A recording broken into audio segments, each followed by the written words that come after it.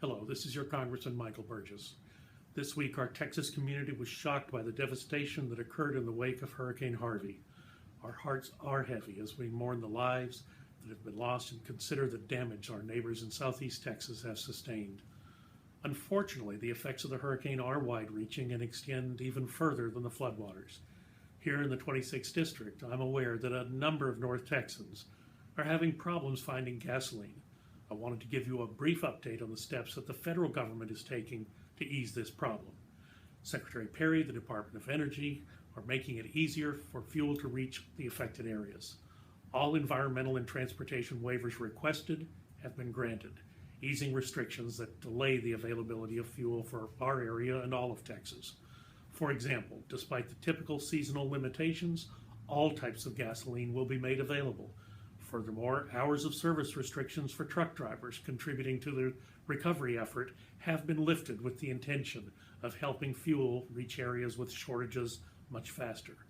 The Department of Homeland Security is also close to granting a waiver to allow fuel to be transported by ship from other parts of the country.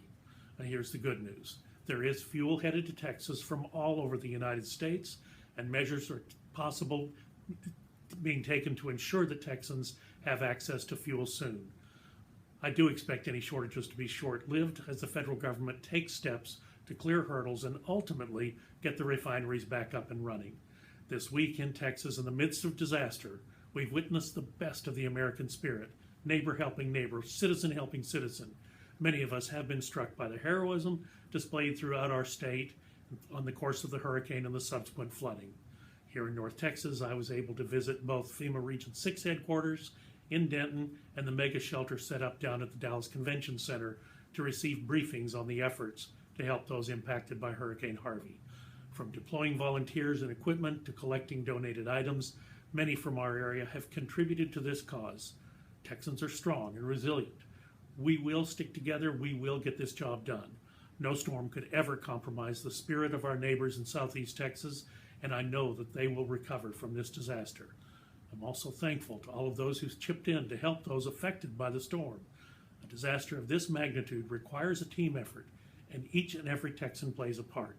I appreciate your patience and your care for your fellow Texans during this very difficult time, and I will provide updates as we know more about relief efforts.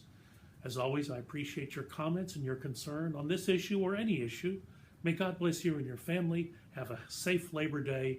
And as the song says, God bless you, Texas.